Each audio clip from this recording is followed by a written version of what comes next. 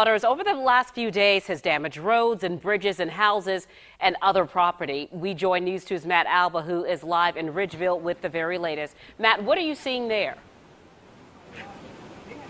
Hey, good evening, Carolyn. Well, what I'm seeing is a completely submerged Canaan Road, a completely submerged parking lot. This used to be actually a cemetery, the Canaan Cemetery, Canaan United Methodist Church, and now I'm walking out right now as two gentlemen actually say they're going to be heading into the floodwaters because there are caskets that have come up out of the ground. These guys say they're going in, and you guys are going in to get them? Why are you going in to get them? That's somebody's family out there. We got to show respect. This is respect. We got to respect the dead. I mean, but that's family suffering. Here's their family out there popped up out of the ground. I think it's the human thing to do. So you're headed out right now? Right this second. All right. Well, be careful. Now, Roosevelt, this is Roosevelt Geddes. Roosevelt, you're the, you used to be the pastor here at this church. No, what do you think of this? I mean, I never have been the pastor here, but my membership is here. Okay. And it's not safe for him to go out there because that road is deep, and if we can't save him if he goes out there. Now, I mean, you're seeing right now just a citizen who says this is disrespectful. He's heading out to get, these are two caskets that came up out of the ground. Sir, are you going in? I mean, you're seeing right now, this is pretty unbelievable. He said it right before we went on air. He said he was a pastor. We're not sure what church. I don't know how he's planning on getting these caskets out of the water. Sir, are you going to go out? I mean, right now all these people are saying this is not safe. Why is this not safe, Roosevelt? Because anything could happen to a person when they take a chance to go out there without a boat. So, yeah, I mean, right now there were police out here a little while ago. There were authorities who actually went and got a tractor that was stuck over there. The casket he's walking to was over here yesterday. It was closer to Highway 61. But right now, I mean, he's headed over there, and I don't know if he's planning on dragging that back to this side of the road, but he seems to be about up to his waist in the water. There are two vaults over there, two caskets. And Roosevelt, you said, was this a husband and wife? Yes, it is. And they belong to this church? Both. And now, where were they originally buried? They were originally buried behind that big tree further back over. So, to the right of where he is? Right. All right, you're seeing right now live, there's a guy who just walked through the floodwaters about 150, 200 yards. He just got to one of the caskets. He's dragging it out. Matt, can you give us an idea of what this gentleman you described? You said that he identified himself as a pastor. What is he walking across? Is this a roadway or is this the cemetery? Yeah, it's a roadway.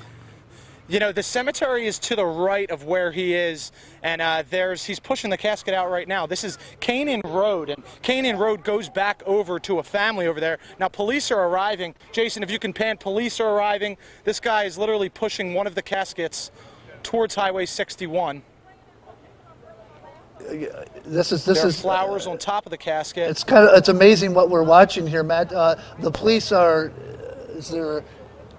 they anxious to get out and police are arriving. What are they doing right now? They're watching, they're seeing what this man is doing. Yeah, there's probably about 20 people here, all videotaping, and a police officer.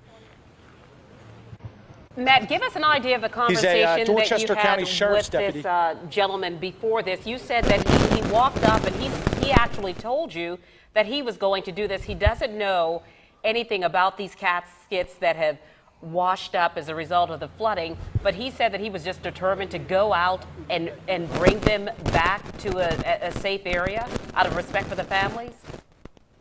Yeah, we were standing here, and I was getting ready to do this interview with a couple people who go to this church, and this guy pulled up in a Ford F-150 truck, and he threw on some boots, and he was trying to recruit another person to go out with him, and everyone's saying, you know, this water could be contaminated. DHEC, as far as we know, has not been here. He said, I'm going out there. This is unbelievable. Certainly this is a very dangerous situation. We know that roads have collapsed and that no one is advising anyone to do anything like this, that you leave the rescues and to those who are in authority. No, exactly. But certainly a very compelling thing to see that this person has gone out to try to bring these caskets back to shore. How far away is he from? Yeah, I'm going to go over here. Sir, can you tell us, I mean, are you going to try to get him out? Now, a Dorchester County Sheriff's deputy just arrived, and he said he's not allowed to talk to us, but this is unbelievable. I've never seen anything like this. How far is he from land here, He's got one Matt? of the caskets. Matt, how far is he from land here? He's probably about 50 yards.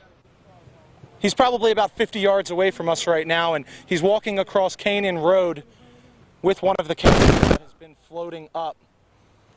And from your eyesight, this is one of two caskets? Not sure what he plans on doing with it right now. This is one of two caskets that are floating in the area? That's right. There's another casket to the right of where he just went. And, you know, he said, you know, these caskets can't be staying floating around anymore. He said, I'm going to get one of them.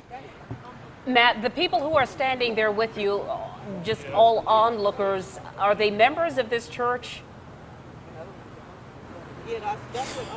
Yeah, a lot of them are members of the church, and, you know, they're the ones who introduced me.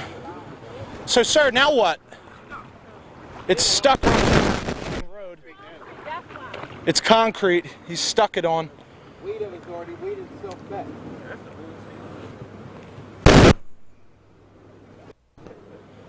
So, sir, what are you planning on doing now? We're going to call the funeral home and get them to come get them. I just called them. I can't get them. I left them a message. Coming? You're calling the family members, ma'am? Yes. Do you know who they are? I mean, who's... Aiken Capers Funeral Home. Say that again? Aiken Capers Funeral Home. So call the them and they're gonna funeral come get home this is being casket? called. I don't know yet. They hadn't called me back. I got the voicemail. The funeral home is being called. Back. Yeah, people here say that they're going to... Matt, is there any This gentleman says indication he's that gonna be law calling enforcement dispatch. is going to step in at this time? Deep that way. I just walked up to the Dorchester County Sheriff's deputy, and he kind of just waved me away. What's he doing I think right now? he's on the phone right now with, obviously, his higher-ups. He went back into his car.